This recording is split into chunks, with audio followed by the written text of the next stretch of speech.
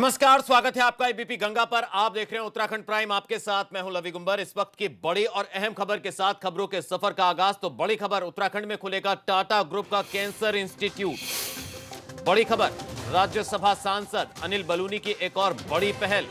अनिल बलूनी ने टाटा ग्रुप के चेयरमैन रतन टाटा से की बात। रतन टाटा ने बलूनी को पत्र लिखकर दिया आश्वासन। फिलहाल टाटा ग्रुप ने दी सैद्धांतिक सहमति। इस वक्त की बड़ी खबर, रतन टाटा ने बलूनी को पत्र लिखकर दिया भरोसा। उत्तराखंड में खुलेगा टाटा ग्रुप का कैंसर इंस्टीट्यूट। तो फिलहाल टाटा ग्रुप ने सैद्धांतिक सहमति दी है। इस वक्त की बड़ी खबर, तो उत्तराखंड में खुलेगा टाटा ग्रुप का कैंसर इंस्टीट्यूट। राज्यसभा सांसद अनिल बलूनी की एक और बड़ी पहल। अनिल बलूनी ने टाटा ग्रुप के चेयरमैन रतन टाटा से की बात।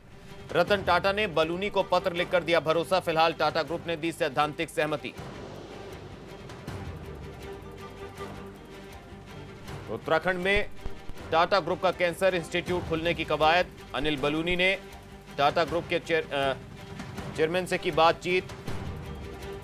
रतन टाटा ने पत्र लिखकर दिया आश्वासन। फिलहाल टाटा ग्रुप ने सैद्धांतिक सहमति दी है। तो अब उत्तराखंड को कैंसर इंस्टीट्यूट मिलने का भरोसा आप लोगों को जानकारी है। जब मुंबई में मेरा इलाज चल रहा था तब मैं अक्सर सोचा करता था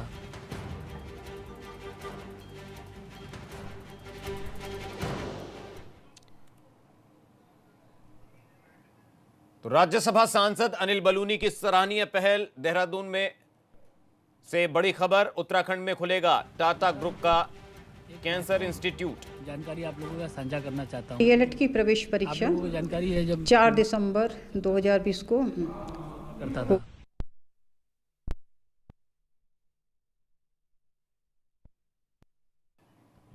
लिखकर सहमति जताई, भरोसा दिया, जिसमें नीचे सिग्नेचर भी रतन टाटा के हैं। तो आपको बता दें कि एक और सराहनीय पहल इसे कहा जाएगा। अनिल बलूनी, राज्यसभा सांसद, जिन्होंने कैंसर इंस्टीट्यूट के लिए मुंबई में मेरा इलाज चल रहा था तब मैं अक्सर सोचा करता था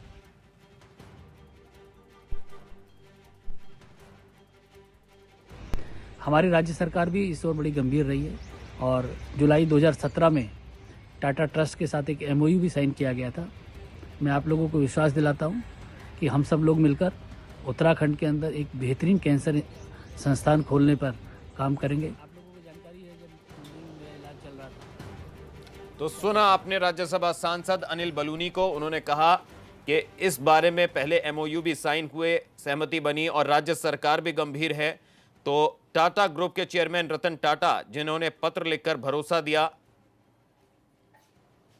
तो उत्तराखंड में बनेगा टाटा ट्रस्ट का कैंसर इंस्टीट्यूट। अनिल बलूनी ने रतन टाटा से बात की। तो बलूनी की सराहनीय पहल। फिलहाल टाटा ट्रस्ट ने सैद्धांतिक सहमति दे दी है। तो अनिल बलूनी को उम्मीद है जल्द मिलेगा कैंसर रिसर्च इंस्टीट्यूट उत्तराखंड को। तो अभी उत्तराखंड वासियों को कैंसर के इलाज के लिए बाहर जाना पड़ता है, लेकिन जब ये रिसर्च इंस्टीट्यूट वहां पर बन जाएगा उत्तराखंड में, तो कितनी बड़ी सुविधा होगी वहां के लोगों के लिए। आइए एक बार फिर से आपको सुनाते हैं रतन टाटा ने क्या सहमति दी, क्या कहा अनिल बलूनी ने। रतन टाटा साहब का मुझे जवाब आया है। उन्होंने इसमें सकारात्मक रुख रखा है और उन्होंने अपने अधिकारियों को ये इंस्ट्रक्शन दी है कि इस बारे में कार्य आगे बढ़ाया जाए।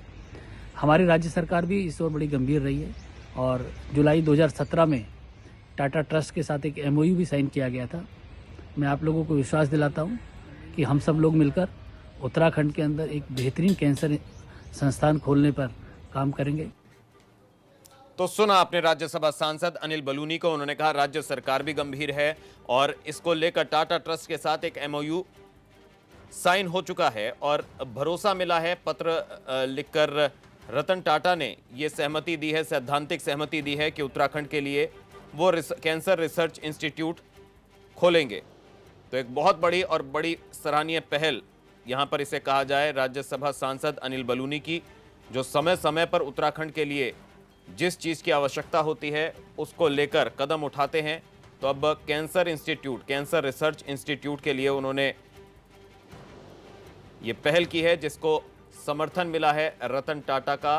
टाटा ट्रस्ट ने एक एमओयू साइन किया था और अब रतन टाटा से बातचीत हुई है अनिल बलूनी की और उन्होंने पत्र लिखकर सैद्धांतिक सहमति भी दे दी है।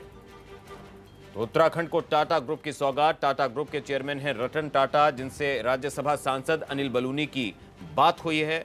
एक पत्र जारी कर सैद्धांतिक सहमति दी है टाटा ट्रस्ट ने और जल्द ही अब उम्मीद है कि उत्तराखंड को मिलेगा कैंसर रिसर्च इंस्टीट्यूट। तो एक high tech cancer research institute Uttarakhand को मिलेगा। राज्यसभा सांसद अनिल बलूनी की एक और बड़ी पहल। अनिल बलूनी ने टाटा ग्रुप के चेयरमैन रतन टाटा से बातचीत की। रतन टाटा ने बलूनी को पत्र लिखकर भरोसा दिया, विश्वास जताया। फिलहाल टाटा ग्रुप ने सैद्धांतिक सहमति दी है और जल्द ही इस पर काम भी शुरू होने की उम्मीद है। तो सांसद अनिल बलूनी ने बताया कि अतीत में एक एमओयू भी साइन हुआ था। सीधा रुख करेंगे देहरादून से। हमारे उत्तराखंड ब्यूरो चीफ अजीत सिंह राठी हमारे साथ जुड़ गए हैं। अजीत जी, ये जानना चाहेंगे, सैद्धांतिक सहमति पत्र के जरिए रतन टाटा ने दे दी है, कैंसर रिसर्च इंस्टीट्यूट टाटा बनाएगा उत्तराखंड में। कितनी बड़ी आवश्यकता थी इसकी और कितनी बड़ी पहल ये अनिल बलूनी की? अभी देखिए, जो कैंसर रिसर्च इंस्टीट्यूट है उसके बारे में पूरी दुनिया जानती है, पूरा देश जानता है कि वो बॉम्बे में एस्टेब्लिश है और टाटा का एक वो बहुत बड़ा एसेट्स है पूरे देश में। ये जो राज्यसभा सांसद अनिल बलूनी ने जो ये प्रयास किया है, ये छोटा प्रयास नहीं है, ये एक बहुत बड़ा प्रयास है। अगर ये सिरे चढ़ जाता है तो यहाँ ये माइलस्टोन साबित होगा। और चूंकि ये इतना बड़ा रिसर्च सेंटर जिस तरह के लाने की एक परिकल्पना हो रही है, जिस मामले में टाटा ट्रस्ट के साथ और अनिल बलूनी के बीच में जो डायलॉग चल रहा है, वो एक बेहद और बहुत बड़ी और बहुत बड़ा कीर्तिमान स्थापित करने वाली एक उपलब्धि होगी। और ये अगर ये सारी चीज़ें सिरे चढ़ जाती है, चूंकि राज्य सरकार भी इसमें इन्वॉल्व होगी, चूंकि ज़मीन का अलॉटमेंट राज्य सरकार करेगी। और मैं आपको ये भी बता देता हूँ कि 2017 में सरकार ने भी अपने स्तर पर, मुख्यमंत्री त्रिवेंद्र सिंह रावत ने भी अपने स्तर पर टाटा ट्रस्ट से एक बातचीत की थी। तब भी एक चीज़ें थोड़ी आगे बढ़ी थी, लेकिन बीच में बहुत गैप हो गया। तो इसी बीच में जब पिछली बार जब ये कैंसर से पीड़ित थे अनिल बलूनी, ये टाटा रिसर्च कैंसर इंस्टीट्यूट में ही भर्ती थे, तो तभी इन्होंने ये मन बना लिया था कि अपने प्रदेश में इस तरह की बीमारी से जूझने वाले लोगों के लिए एक बड़ी सुविधा होनी चाहिए। तो इसलिए इन्होंने रतन टाटा से बात की और रतन टाटा की जो चिट्ठी हमारी स्क्रीन पर हमारे दर्शकों को दिखाई दे रही है, तो इसके बाद में फिर आगे का सिलसिला शुरू हो गया कि प्रोसेस शुरू हो गया। इसमें समय लगेगा, लेकिन एक बेहद और बहुत बड़ी उपलब्धि ये होगी। जी, निश्चित तौर पर बड़ी उपलब्धि होगी प्रदेश के लिए और सैद्धांतिक सहमति लेटर के जरिए यहां पर रतन टाटा ने दे दी है। लेकिन क्या माना जाए, कब तक इसका काम शुरू हो सकता है? क्योंकि जैसा कि सांसद अनिल बलूनी ने अपनी बाइट में भी बोला कि अतीत में इसके एमओयू साइन हुए हैं, प्रदेश सरकार इसको लेकर गंभीर है और अब लेटर जारी कर सहमति दे दी है रतन टाटा ने। जी देखिए, मैं जैसा लगी मैंने अभी आपको बताया कि चूंकि ये छोटी मोटी चीज़ नहीं है, भले ही ये प्राइवेट सेक्टर हो, लेकिन ये एक इतना बड़ा इंस्टीट्यूट, इतना बड़ा एसेट्स कैंसर की बीमारी से जूझने वाले लोगों का इलाज करने के लिए इस देश में है कि ये अपने नाम से जाना जाता है। अगर ये एक दूसरा अपना रिसर्च इंस्टीट्यूट उत्तराखंड में खोलते हैं तो आप कल्पना कीजिए कि ये कितनी बड़ी उपलब्धि होगी। ये अभी राज्यसभा सांसद अनिल बलूनी ने जिस तरह की ये पहल की है, ये छोटी पहल नहीं है। रतन टाटा से सीधा डायलॉग हो रहा है और रतन टाटा खुद अपनी चिट्ठी में ये इन सब चीज़ों को लिख रहे हैं कि हम ये प्रयास कर रहे हैं, हम इस चीज़ को लेकर आगे बढ़ना चाहते हैं। तो ये आगे बढ़ने वाली बात जब होती है तो राज्यसभा सांसद के साथ बातचीत हो रही है। पूर्व में 2 साल 3 साल पहले सरकार के साथ भी एक डायलॉग हो चुका है और मुझे नहीं लगता कि किसी लेवल पर इसमें कोई ऐसी कोई अड़चन आने वाली है, क्योंकि मुख्यमंत्री खुद भी इस बात के लिए तैयार थे कि यहाँ कैंसर रिसर्च इंस्टीट्यूट आना चाहिए। तो जब मुख्यमंत्री भी उस समय भी तैयार थे, मुझे लगता है आज भी वो पूरी तरह तैयार होंगे। इस बीच में इस मुहिम को थोड़ा आगे बढ़ाते हुए अनिल बलूनी ने एक और थोड़ा मतलब एक कदम आगे बढ़ने की कोशिश की है। तो मुझे लगता है कि ये जल्द ही ये मामला धरातल पर उतरेगा और उत्तराखंड को एक बहुत बड़ी सौगात के रूप में ये मिल सकता है।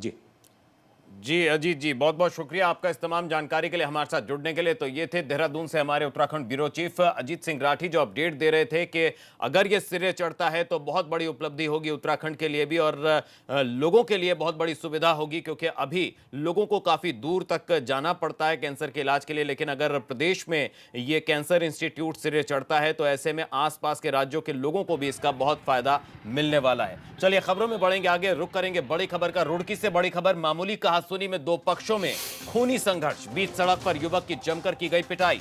तो खूनी संघर्ष में 4 लोग बताए जा रहे हैं घायल, जिन्हें अस्पताल में कराया गया भर्ती। गंगनहर कोतवाली क्षेत्र का मामला। तस्वीरें भी आप देख सकते हैं, रुड़की से ये तस्वीरें सामने आई जहां बीच सड़क पर हाई वोल्टेज हंगामा हुआ। खूनी संघर्ष में 4 लोग बताया जा रहा है घायल हो गए और घायलों को अस्पताल में भर्ती कराया गया। आप देख सकते हैं किस तरह से मारपीट हुई और वहां पर तमाशबीनों की भीड़ भी इकट्ठा हो गई।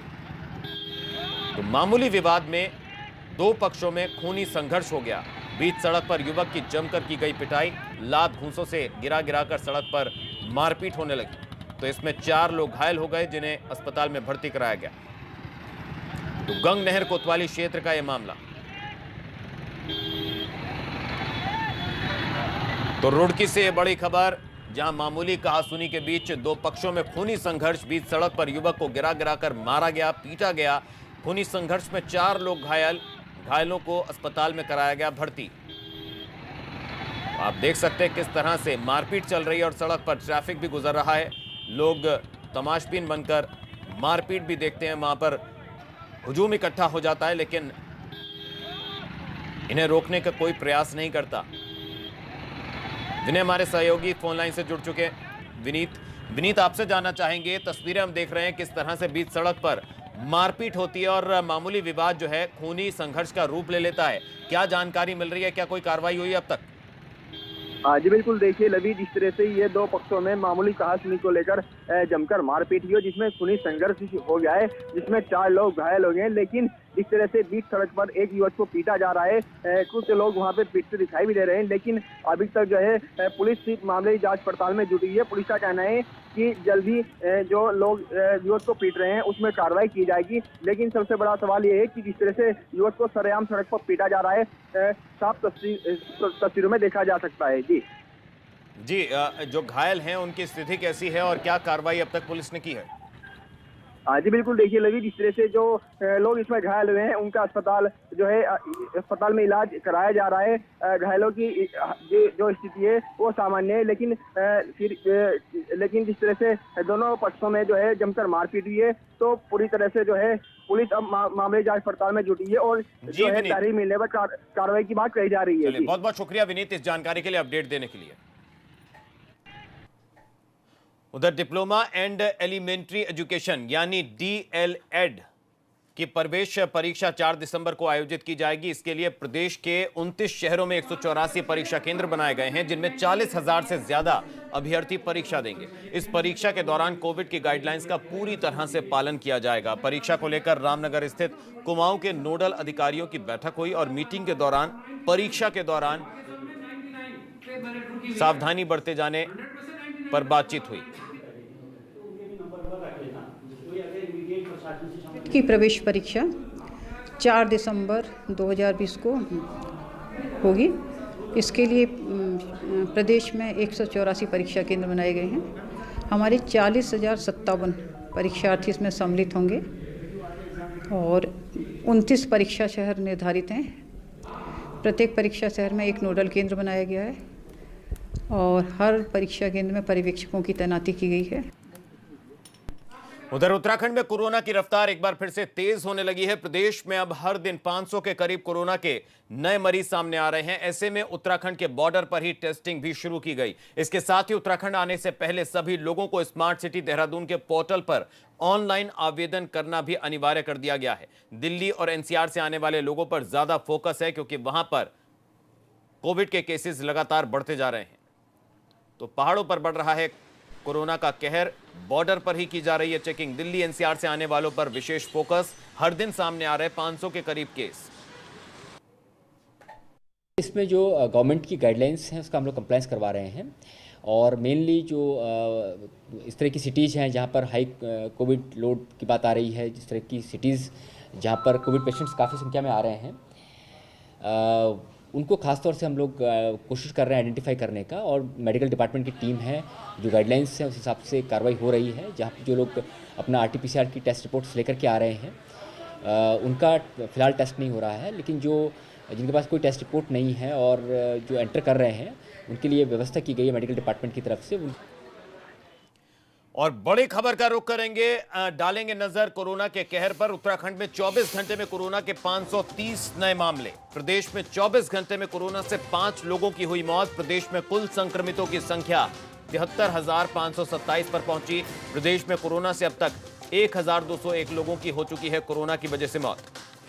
देहरादून से सहयोगी रवि कैंत्रो हमारे साथ फोन लाइन से जुड़ चुके हैं। रवि, 500 से ज्यादा मामले रोजाना आ रहे हैं, आज भी 530 नए मामले सामने आए और लगातार कोरोना के केसेस में इजाफा हो रहा है। बीते 24 घंटे की बात करें, 530 नए केस, क्या अपडेट? जी देखिए लवी, लगातार उत्तराखंड में जिस तरीके से हम दिखा रहे हैं कि कोरोना के जो मामले हैं वो तेजी के साथ अब बढ़ते जा रहे हैं। 500 का एक दिन का अमूमन ये एवरेज है, 500 मामले जो है प्रतिदिन कोरोना के उत्तराखंड में है और आज 5 मौतें और हुई हैं। 73,000 के पार जो है ये आंकड़ा पहुंच गया है और एक्टिव जो केसेस है हालांकि वो 4,800 कुछ है। तो ऐसे में लगातार जो मौतें जो बढ़ रही है ये बहुत चिंता का विषय है और इसको लेकर शासन प्रशासन स्वास्थ्य विभाग लगातार अलर्ट भी है और उनकी चिंताएं जरूर बढ़ी है। इस वजह से बॉर्डर पर खासतौर पर फोकस किया जा रहा है उन शहरों की तरफ जिन शहरों में कोविड का संक्रमण ज्यादा है, ताकि कोई संक्रमित व्यक्ति प्रदेश में प्रवेश न कर सके। उससे पहले ही उनका एंटीजन टेस्ट कराकर उनको आइसोलेट किया जा सके। जी, वहीं जिस तरह से लगातार मौत का आंकड़ा भी बढ़ता जा रहा है और केसेस बढ़ते जा रहे हैं, एहतियात तो बढ़ती जा रही है, लेकिन ट्रीटमेंट जिससे लोगों को बेहतर इलाज मिले और जल्द से जल्द वो स्वस्थ हों और कोरोना को हराएं, उसके लिए क्या पहल की गई है? जी देखिए, ये अगर हम बात करें तो स्वास्थ्य महानिदेशालय ने सभी जिलों के सीएमओ को ये कहा है कि टेस्टिंग जो हो रही है प्रदेश में उस टेस्टिंग को बढ़ाया जाए और टेस्टिंग क्षमता अगर बढ़ेगी तो अधिक से अधिक मामले जरूर सामने आएंगे, लेकिन अधिक से अधिक लोगों को का जो संक्रमण है वो जल्द से जल्द पता चल सकेगा। तो इसी को लेकर सभी को टेस्टिंग बढ़ाने के निर्देश दिए गए हैं और इसके साथ ही जिस तरीके से क्योंकि ठंड भी बढ़ी है और ऐसे में अस्पतालों में व्यवस्थाओं को भी दुरुस्त करना है, क्योंकि सरकारी अस्पतालों में अक्सर ही ठंड के बढ़ते ही कई खामियां नजर आती हैं। तो दोनों चीजें इस बार स्वास्थ्य विभाग के लिए चिंता का विषय रहेंगी कि ठंड में मरीजों के लिए व्यवस्था भी करनी है और कोरोना संक्रमण से भी लड़ना है। जी बिल्कुल रवि, बहुत बहुत शुक्रिया आपका इस तमाम जानकारी के लिए, अपडेट देने के लिए। और इसी के साथ उत्तराखंड प्राइम में वक्त एक ब्रेक का, ब्रेक के उस पार भी खबरें जारी हैं। आप रहिए एबीपी गंगा के साथ। एबीपी गंगा, खबर आपकी, जुबान आपकी।